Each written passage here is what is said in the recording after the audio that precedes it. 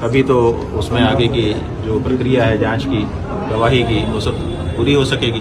अभी तो जो फर्जी मुकदमा बना करके हमारे ऊपर दायर किया गया है, उसकी सच्चाई सबके सामने आएगी, तभी ऐसा काम करने वाले जो लोग हैं वो दंडित हो सकेंगे।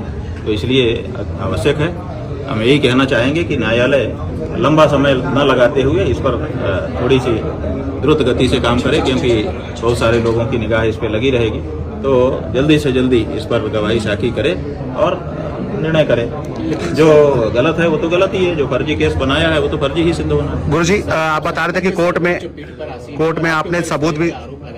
बात यह है कि सनातन के ऊपर आरोप लगा कौन रहा है? आप देखिए, किसी विधर्मी ने थोड़े लगाया है हमारे ऊपर आरोप। जिस व्यक्ति ने लगाया है वो खुद हिस्ट्री सीटर है।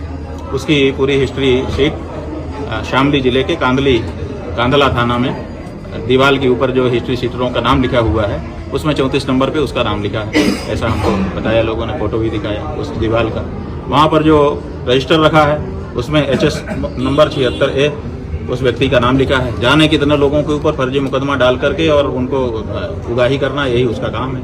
वो व्यक्ति रामभद्राचार्य का शिष्य बन जाता है और रामभद्राचार्य जी की शिष्य होने के बाद वो आकर के हम लोगों के ऊपर इस तरह का आरोप लगाता है। तो आप समझ लीजिए कि ये आरोप कोई विधर्मी नहीं लगा रहा है, ये आरोप कहाँ से आ रहा है?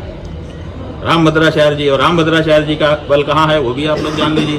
तो गौ माता की जो आवाज हम उठा रहे हैं, इस आवाज को बंद करने के लिए सारे प्रयत्न हो रहे हैं, उन्हीं में से एक प्रयत्न है। महाराज जी, आप कह रहे थे कि कोर्ट में सब साक्ष्य देने के बाद भी मुकदमा कैसे दर्ज हो? क्या ऐसा है कि मुकदमा तो दर्ज होगा ना, बिना मुकदमा दर्ज हुए जांच कैसे होगी? और बिना जांच के अगर खारिज कर देगा तो आप कहेंगे साहब बिना जांच के खारिज कर दिया। इसलिए मुकदमा दर्ज होकर के उस पर जांच होकर के दूध का दूध पानी का पानी होना, यही प्रक्रिया है और ये प्रक्रिया बिल्कुल सही है, हम स्वागत करते हैं। आगे कार्रवाई आप आगे को कैसे तैयारी करेंगे? हमारी क्या तैयारी है? देखिए, जो सच है उसको क्या तैयारी करना है।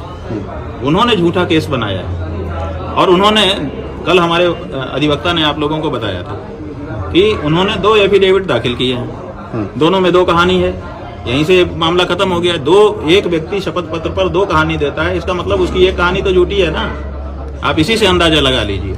तो और बाकी जो कहानी में जो कमजोरी होगी वो वकील वहां पे खड़े होके कोर्ट में बताएंगे, उसको हम कैसे आपके सामने बताएं?